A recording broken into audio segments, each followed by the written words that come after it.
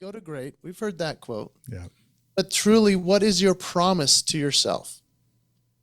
If you promised yourself you were going to do that and let go of what was good, and you say, I still have great, I got to go for it, even if it means we're going to starve a little bit. And we have starved, my friend. We have starved. But it's finally worked. Yeah. Because if you have enough resolve to say, I'll leave those other clients behind in order for this to come in and create something new, then you just get new clients. Then you build it up again. And here's what's fascinating, man. Once I brought in the new stuff and the leadership and the teachings and the promise, and I melded it with the entertainment, once the entertainment didn't just outshine the message, but the message was so strong that it was supported within the entertainment. Guess who came back? Those clients. All those clients.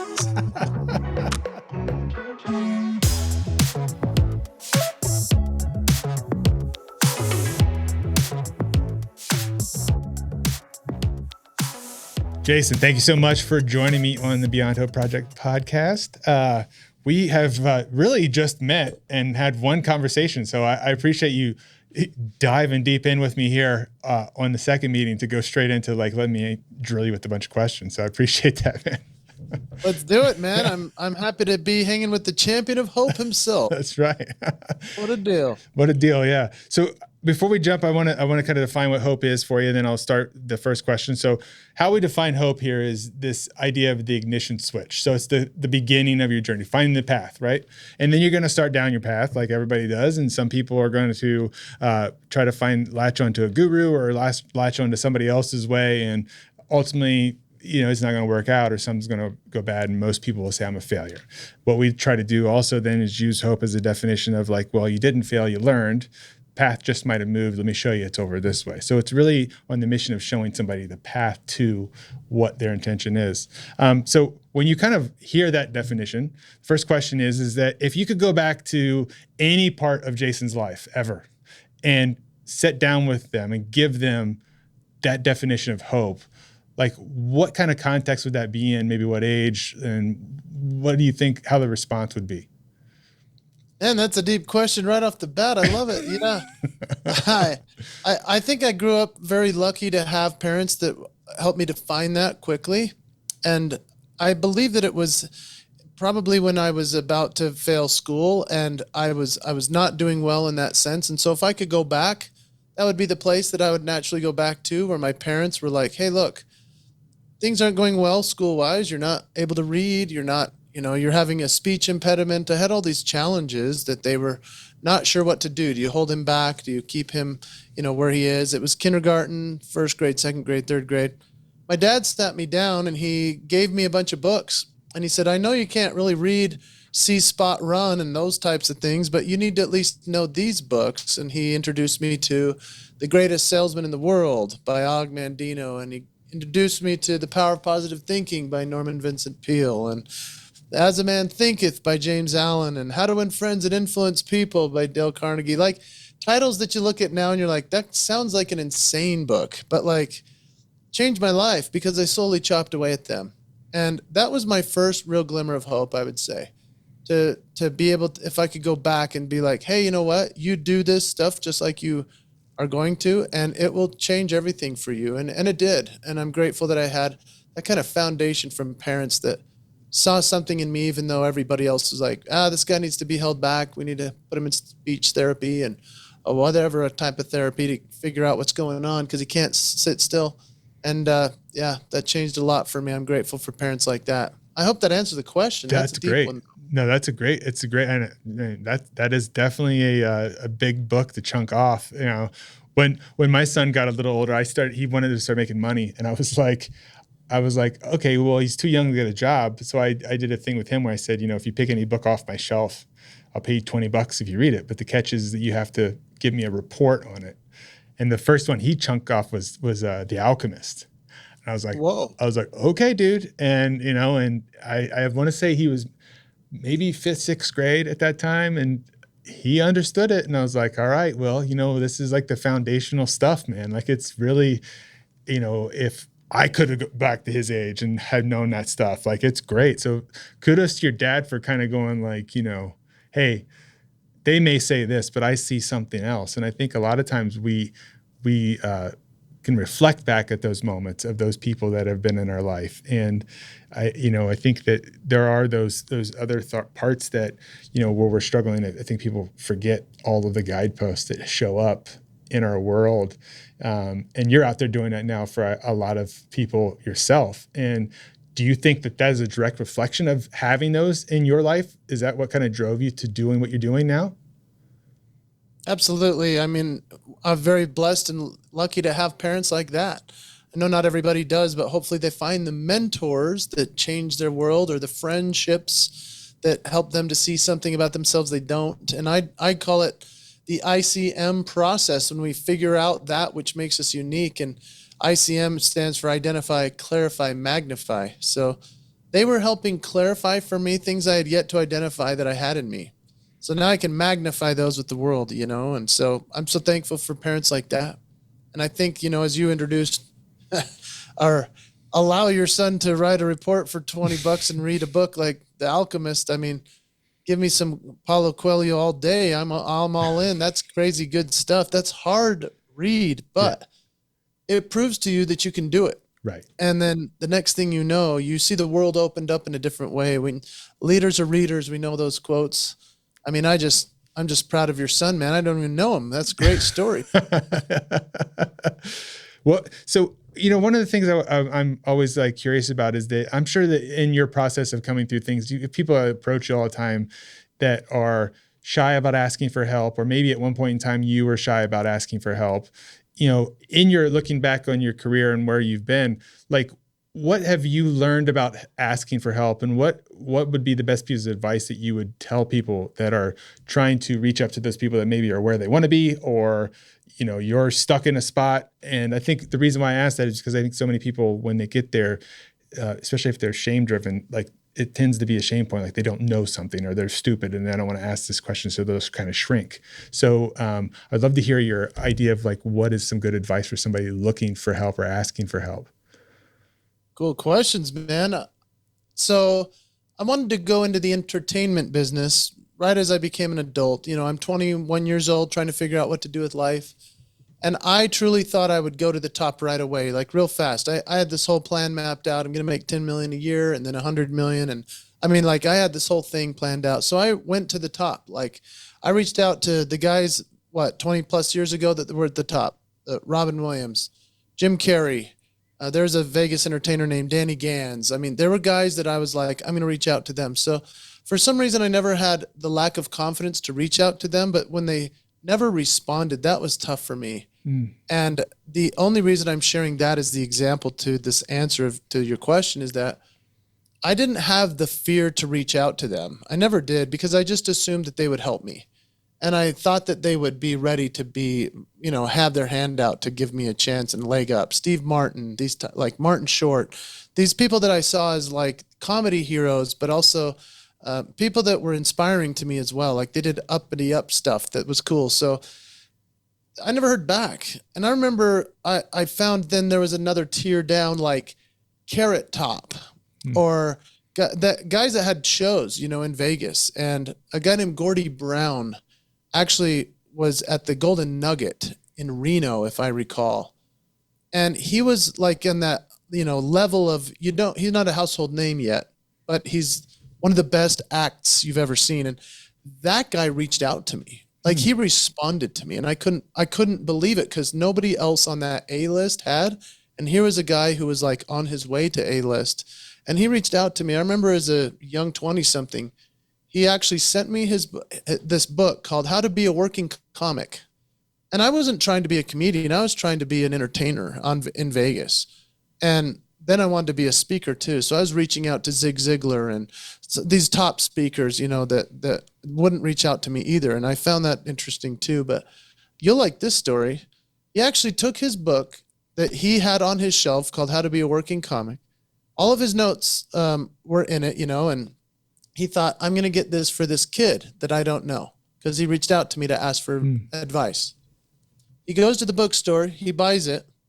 He he then sends it to me, but he wrote my name, and you'll appreciate this. He wrote my name Jayson, which it's just Jason.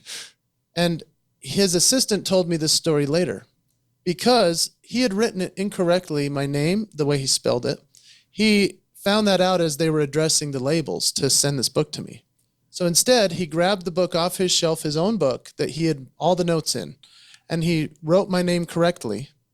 And then he sent me his copy. Wow. And I mean, that's a killer story, right? No doubt. And he kept the one for himself that he had misprinted my name. Now, this guy became a mentor for me, you know, a guy that I could look to that I was like, now that's how you mentor somebody. And his assistant told me this whole story about what Gordy Brown, who was making millions, went through to help a guy he'd never heard of. And he said, hey, I watched your video. I think you're going to make it. All you have to do is continue to create material. Don't stop trying. And, you know, Jason, I find it interesting how many of the A-listers weren't willing to help me, but somebody who was just like a couple levels above where I was like, please, if I could get here, I'd be thrilled, right?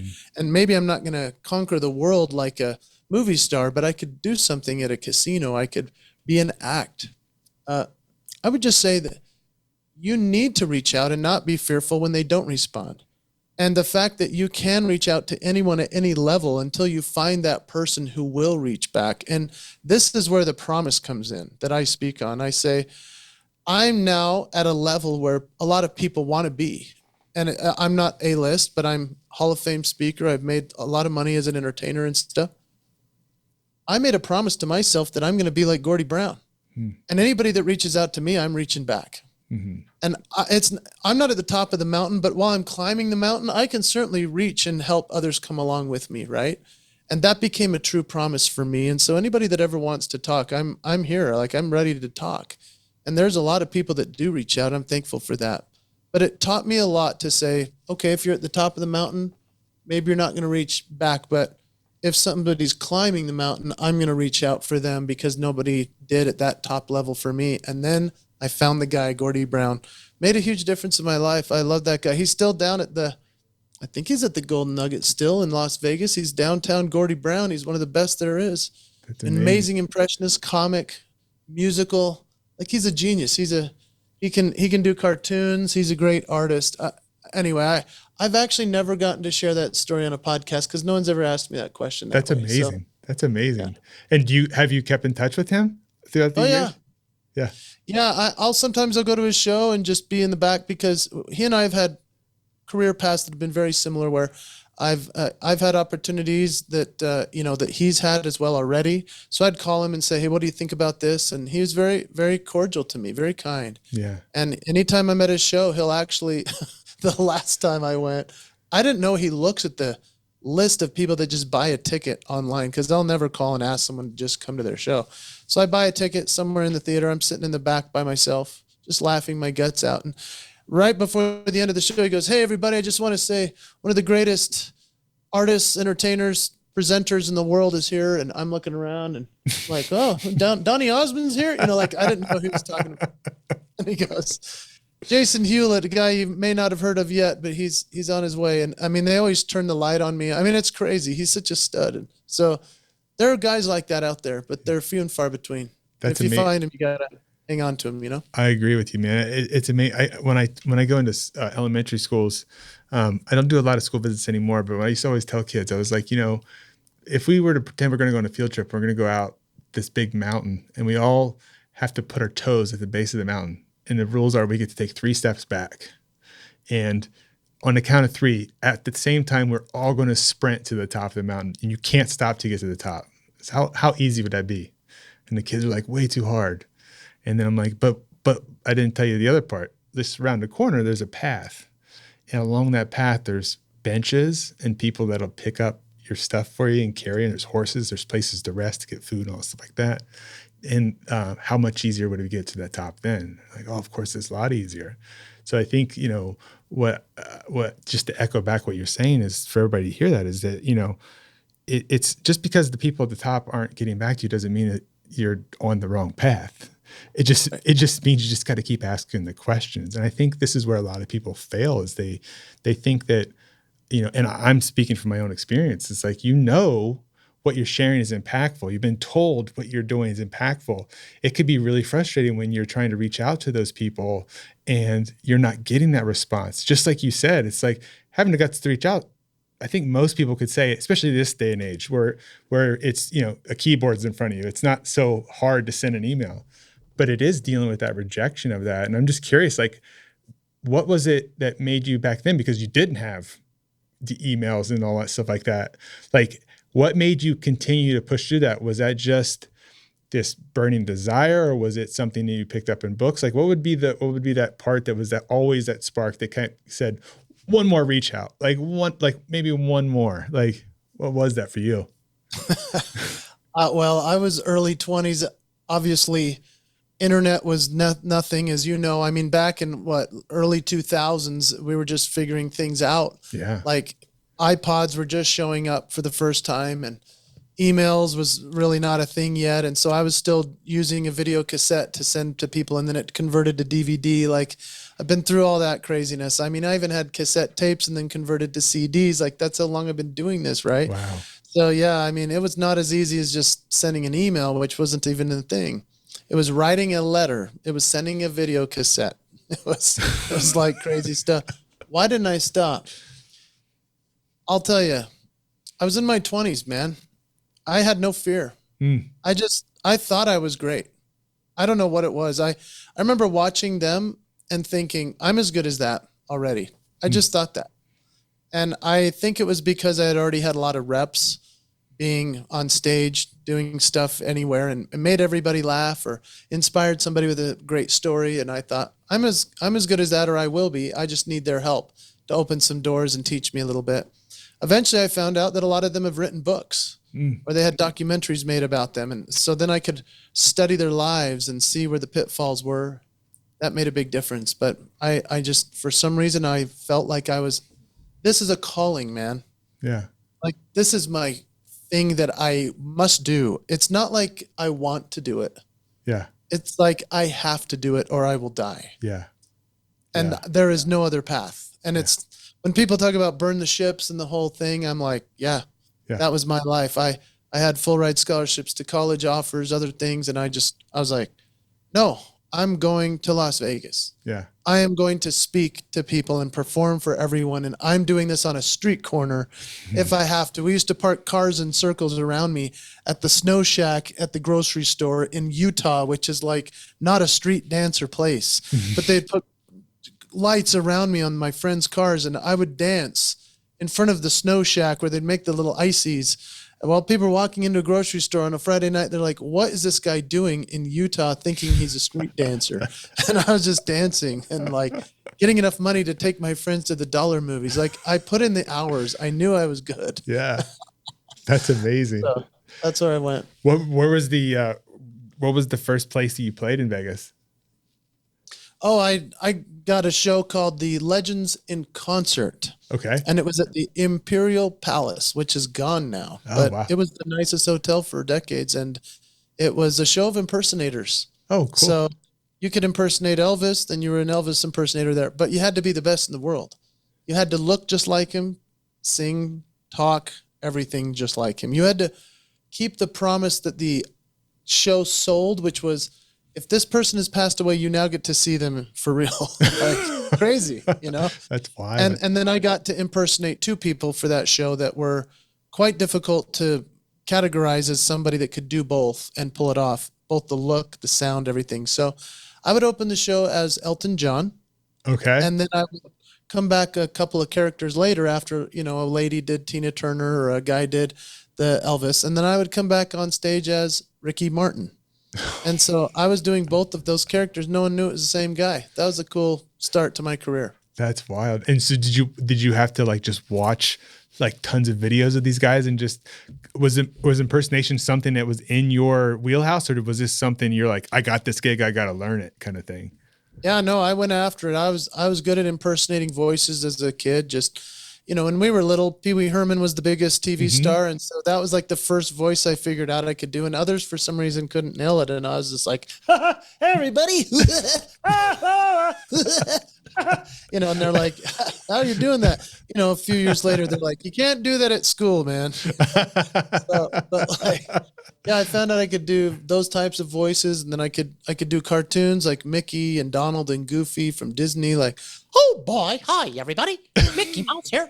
All right, where's Goofy? Oh, where's Mickey? Hi everybody. So I could do those sounds and voices, and then found out I could sing and do voices like the classics, the old time Louis Armstrong, like, and I think to myself, what a wonderful world, and so I'd add all these things into an act.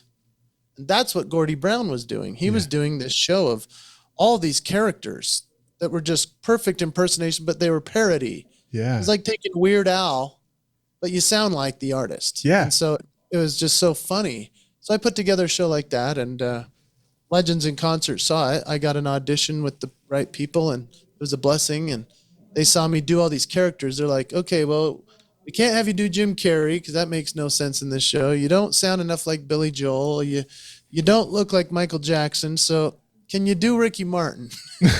I'm like, living la vida loca, hey, and they're like, wow, right makeup, right leather pants. You can pull that right together.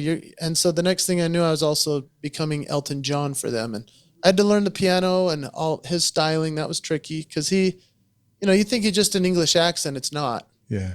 It's also a country honky tonk twang in that voice. When he sings, it's like, goodbye, Norma Jean, though I never knew you at all. You had the grace to hold yourself, all those around the crowd. So he has that really interesting thing about him. Or like, I remember when I rock was young, me and Susie had so much fun. La, la, la, la, la, la. Yeah, so I got to do that and figured it out. I could totally hear it with you doing it. I'm like, oh yeah, shit, that's right. Yeah, I could hear it. He has a country voice and an English accent. It's the only one like it. That's amazing. So it's it sounds like what you've been able to do is to get to your dream is understand that it takes multiple paths sometimes. We have this idea of what it is, and especially as young people, I've talked to many young people myself, and it's like, you think it's a straight line, but it's going to be twisted in knots, and you're going to want to quit 1,000 times. And I've always told people the best part is that most people will quit. It's because it's those of us that are like, no, this is what I'm supposed to do. And I think, from a personal standpoint for me, and I'm curious if it was the same for you, is I tried running from it many times and like not wanting to do it, but it always kept showing back up. And it was like, the universe was like, yo, like you can run, but you can't hide. And the last kick for me was without a doubt the brain tumor. It was just like, all right, like, do we have to kick harder? And, did you have that same experience, or was it always like once you made that decision, you're going all in and that's it? Well, dude, that's powerful what you just said. And I'll tell you, you're absolutely right. It is not a straight path. And there are people that think it is, and then they're gone. I did know that if I just hung in there, it would allow me to succeed. There's no question. So that's the first thing. You're talking about the calling, man. I mean, you cannot hide from it. And it's not just the calling from the universe. It is from deep inside. Yeah. You cannot run or hide. And I'm proud of you for not going away. I mean, brain tumor, stuff like that. My gosh, man. You have to talk, right? Yeah. You have to inspire people with that. And so I love that. And yeah, it's been a crazy path. I mean, I thought I was going to be an entertainer in Vegas. I had the opportunity at the casinos. By the time I'm 25, I'm being offered the big contracts. And, timing is interesting. I had offers from great places, from billionaires, from opportunities people can hardly dream of. And they always needed me to have it be managed and changed. And they wanted to shift the direction I wanted to go. And so I turned away a lot of great opportunities in the face of, or on the foundation of, what is my promise to myself? and my legacy and my family. So even before we had kids, I was thinking, what are they going to think if daddy accepts this and changes his principles and all that? And that was at that time what I needed to do. And so then the straight line curves and you go and you just pray. And well, it's one thing to pray on your knees. It's another thing to get up and work. Mm-hmm. I think you got to do a bunch of both. Mm-hmm. And so as I worked hard, and obviously other people also helped me in major ways, I can never say it was alone, especially my wife. My wife was the ultimate support. I'm nothing without her. And I'm nothing without these kids that support this dad who travels and does gigs. But there was a thing that said inside of me, I want to entertain, I want to make people laugh, but I want to spread joy. It's not just about making you laugh like a comedian can, which is amazing, but can I move you? Can I help you get to a place of doing something different? Can I teach you something through the wackiness of the comedy I can do in order for you to step into your greatness and your strength? And that was why I said, okay, I'm going to entertain first, but eventually I'm going to land at this place where I'm an author, I'm a speaker, I'm teaching others, I'm helping the world in that sense. And that's where it's come. And it's not a straight line. And that's what's beautiful.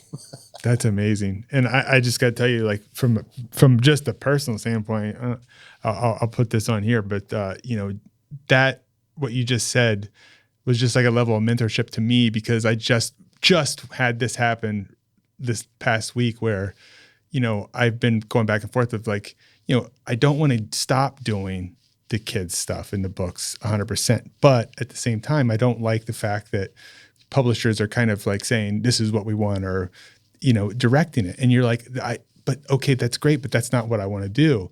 And then at the same time doing, I love doing the keynotes and things like that. And I just did a keynote where I was like, I don't think I've had this many people crying at this thing, and people like left, and I'm like, oh God, like I did something wrong. Like, it's like almost like that shame.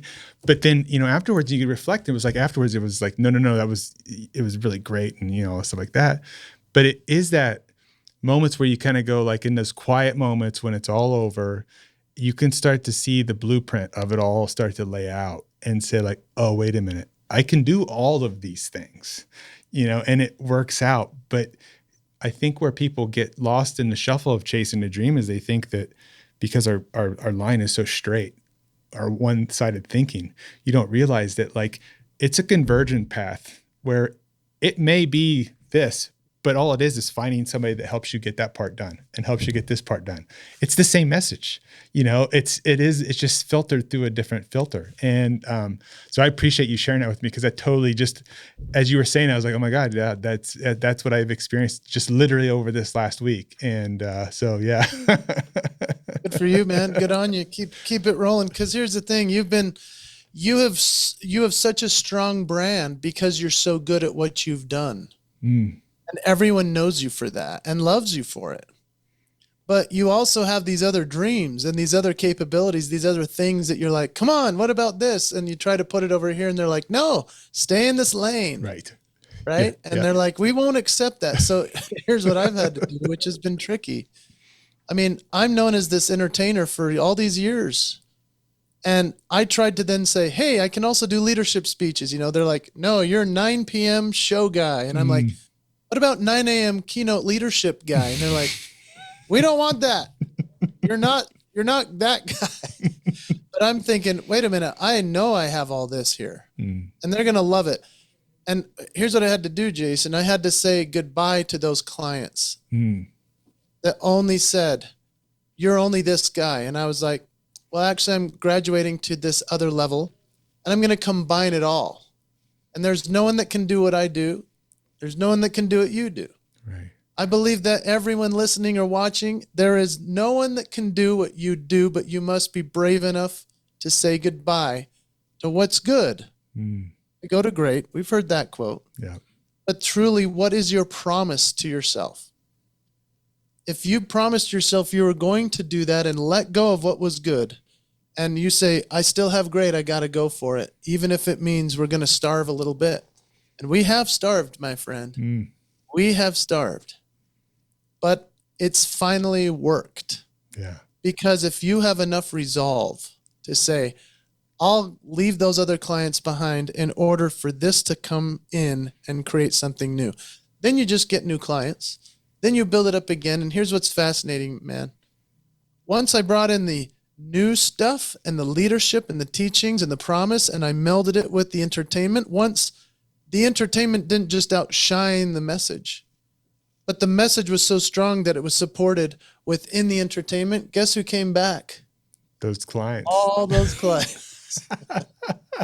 They're like, hey, wait, why did you leave us? And I'm like, I've been here the whole time. Right. I didn't go anywhere. Yeah. That's amazing, man. That's really great. So I'm just curious, like what in between all the entertaining and the speaking, what would be, you would say like, that was the coolest moment? Like, do you have one that sticks out in particular where you were just like, cause I mean, I know we have these as speakers, these moments where you're just like, oh dude, this is it's our moment. We're going to never forget that. What would be like one or two of yours that it's just cemented in there as like, yeah, I did it. I nailed it right. This is pretty bonkers. I mean, I burned the ships in 2016. I changed my website. I mean, it was all entertainment up until then. So from 2001 to 2016, I was just promoting show stuff, entertainment stuff. And then in 2016, I said, I'm now a speaker. I'm happy to MC your event, but I'm not going to come and do a show. I'd like to be your speaker. And people thought I was crazy. I mean, I was teaching people how to create a career out of it. And they were going, this is crazy what you're doing. But for me, I needed to make a big, stark shift. And it did not work at first. It took a long time. And it started really get some steam by 2019, 2020, and then boom, right? Now we're all doing it on Zoom. Yeah. So I can say this. I believe that even, what are we, 2024? Okay, 8 years in. 3 days ago in Vegas, I got to do a presentation to a group of 100 doctor practitioners. And it was a very small thing, which I'm normally getting to do, thousands of people. I did an arena 3 days before for 10,000 people. So it was a big, different week, right? 10,000 people. Now I'm doing 100. But this is what was cool, man. Those people saw me 10 years ago. And they liked this better. That's awesome. And this was the speech mixed with the show. And they all came away like, what just happened? Never seen anything like it. And I said, there isn't anything like it. And you have the same. And I hope you'll go for it. That's amazing. And yeah, I think it's continually confirmed to me. And that's what I'm saying. There are duds. The one in front of 10,000 people, that was for kids. I'm not good at kids right now. It's just not a good time for me. Like, I don't look like I'm still in my 30s with buff arms like you, man. Like, you look amazing. I look like the grandpa that wants to scream at him. And so that gig was not great. Yeah. But the practitioners, they went nuts over it. Right. They were like, we saw you 10 years ago and we didn't think it could get better. But now you have a message of inspiration. Yeah. And you can teach us how we can do it ourselves. Like, come on. Yeah. Who does this? And I'm like, nobody. Yeah. And that's the same as you. You are just like nobody. Yeah. You're yourself. You're the best. Yeah. That's so right on. I mean, I think that's one thing that people miss is we're all out there seeking, right? Everybody's out seeking this answer. And it really does come down to the fact that, like, there's nobody on earth that can do exactly what you do and the exact way you do it. Like, stop looking for that person. Like, and I know you and I had that whole conversation, separately when we just first met. It was this thing. And, you were gracious enough to just be honest and give me honest feedback. And it was just like, those are the moments that change your life, really. It's realizing that I always like to say is how many damn times do I have to hear the same thing before I finally let it sink in, and I don't know if it comes from having that, I'm not sure. Were you a very confident kid? Like, I was the opposite. Like, for me, I was like the kid. I was very insecure. I went through a lot of bullying, stuff like that. But I never learned how to like myself at a young age. So it wasn't until I got older that I learned to start to like myself. I didn't believe in it, but it really truly was the brain cancer transformation that really forced me to face that I had been lying to myself all along. Like I just was wearing a different mask. And I got so good at it, I was able to fake it to myself, and it was like when I was alone and it felt invisible was when I was like, oh, wait a minute, dude, like who are you going to turn to now?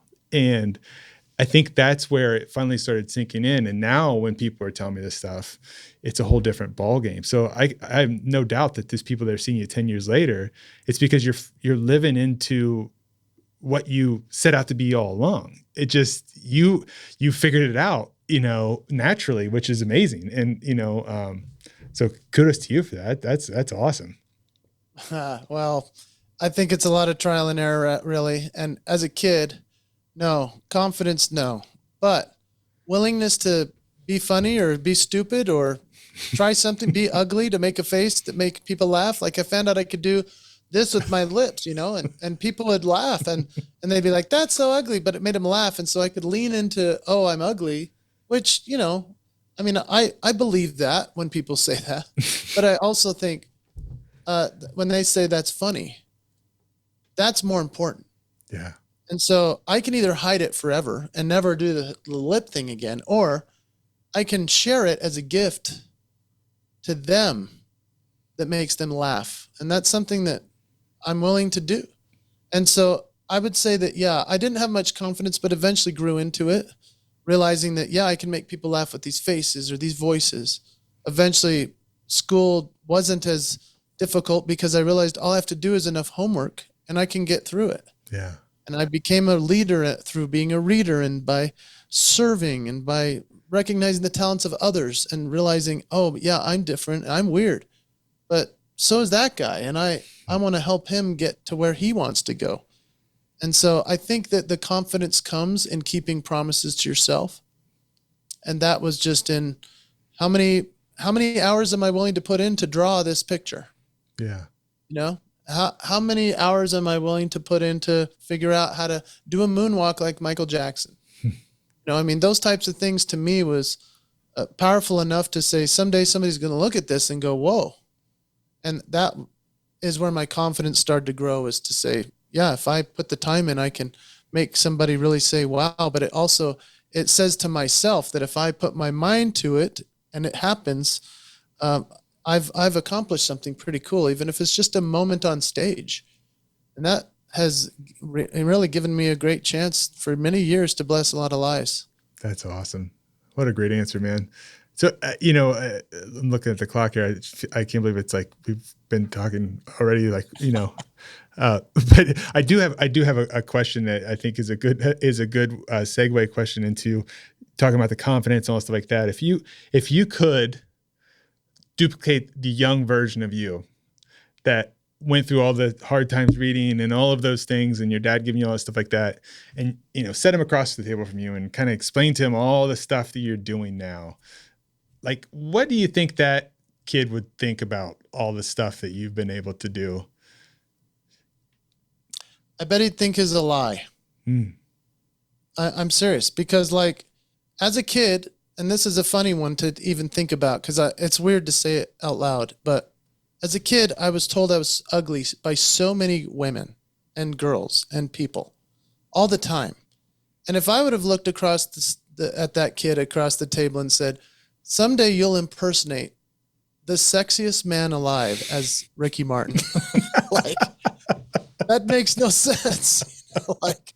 I would have thought you are insane. But what I like about it is to say, if I were looking across at little me back then, I would say that also in some ways he would believe it and say, okay, I think I know I'm a child of God, so he's got something for me. That's enough for me. Yeah, that's awesome. Well, I do have one last question because it reminds the Ricky Martin thing, because I didn't ask it earlier. How hot are leather pants? Dude, here's the thing. Las Vegas is one thing to wear leather pants. That's tough. But I actually started the career because they hired me at Legends in Concert, which is based in Vegas, but they had shows all over the country. So the first place they sent me to get my feet wet, a little 1,000-seat theater in a place called Surfside Beach in Myrtle Beach, South Carolina, in July. Humid. Yeah. Dude, I remember the first gig I had was not in the theater. It was in the back of an open convertible outside for a 4th of July fair. Oh, And I had to be Ricky Martin in all my makeup just dripping off my face with the leather jacket as women were throwing, their bras at me on this on this parade. And I was like, what am I doing? That kid across the table would never believe this one. That's crazy. Yeah. So they didn't have like, it was actual leather pants. You didn't have like some fake ones that it was breathable. Oh, jeez. The pleather breathable are awful looking on stage. So you had to get the real. Oh yeah. I think I bought them at like a Harley Davidson store or something, That's wild. That's wild. Yeah. Well, hey, what you got to do for the dream, right? If I could still fit into those pants, there would be some big laughs around here. Oh, I was gonna say, I was gonna ask if you ever like go like slip into there and come out with the kids and like do like, check this out. Patty Martin. Yeah. That's wild, man.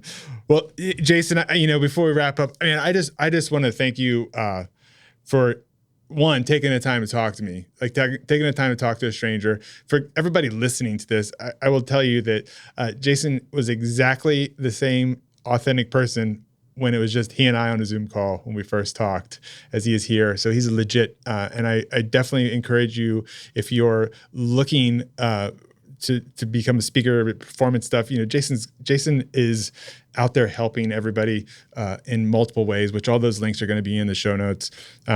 You have like every way to connect in here, which is great. So I encourage you all to reach out, and he's a good dude. This is Jason. I mean, this is the same guy I met. So, and also I just want to just thank you and celebrate you being in this world and sharing this world with me, and taking the time to do what you do and to continually show up and be resilient in your passion and pursuit of your dream. It's really awesome and hopeful for me to even see like that you can have multiple levels of this dream chase, and what you start in one and change direction and end up where you're ultimately doing some of the stuff you really love, and it's a combo of all those things. So kudos to you for doing that, man, and just appreciate you, and share this hope with people, because I know, and Jason knows, there's at least 2 people out there that that need to hear this thing. You should be sharing it with them so they can share it with 2 people. And this is how we're going to share this hope and this message to other people. So I'll give the floor to you. Do you have anything else you'd like to say before we go? Jason, I'm honored to know you. I mean, honestly, a guy that's been through what you've been through and come out the other side and being this light of hope to others. You are a champion. It's a great title for yourself. I'm telling you that. I know it's been given to you, and so that's right on. And I'm just thankful that I get to meet such powerful, amazing people. What's sad to me is how many of us think that we need to stay in the stadium seats when we should be in the arena, and we should just be down there getting beat up a little bit. And it's okay. I've had a lot of critics that have said some really hurtful things through the years, and it pushes me to continue to just say, I know I'm going on the right path if people don't like what I'm doing. And it's the right thing for me. I know it. And so, yeah, I've been grateful and lucky to write books. And obviously there's some on Amazon about me. The Promise to the One is a great book that I've written, and it's a good book. And it makes you think, what's my promise to myself? And how am I going to keep that? Or am I just going to set a goal and miss it? Make a promise and keep it. And at the same time, I don't promote this much, but I do help aspiring speakers, performers, people that are executives that are looking to transition out of doing that anymore and becoming someone who shares that message. And so if people are interested in that, I'd love to hear from them and let them know that I do some Zoom retreat type things. We do stuff in Utah where people come here and help with their career aspirations. I think that's cool. As we started this whole thing talking about Gordy Brown and how a guy like is this famous, wonderful entertainer who said, hey, I want to help this kid. Has no idea what he's doing and thinks he's as good as me already. And then, now we're peers. Yeah. And that's what's important, is to realize that as you reach out to somebody who's maybe where you're wanting to go, And if they're cool enough to reach back and help you and bring you along, my goodness, Right. why would you not reach out? Yeah. And so don't let that stop you. Don't ever let them possibly turning you down or not responding. Don't let that stop you. Because if you know this is what you're supposed to do, if you have it as a calling, if it's your promise, you must go for it, or you're breaking a promise to the world. So it's been great to be with you, brother. I'm proud of you, and I'm looking forward to all that you're going to do from here on out, even though you've done a lot of great things already. Awesome, man. Thank you so much, dude. Appreciate your time today. You have a wonderful evening, man. Thank you. You too. Thanks. Bye.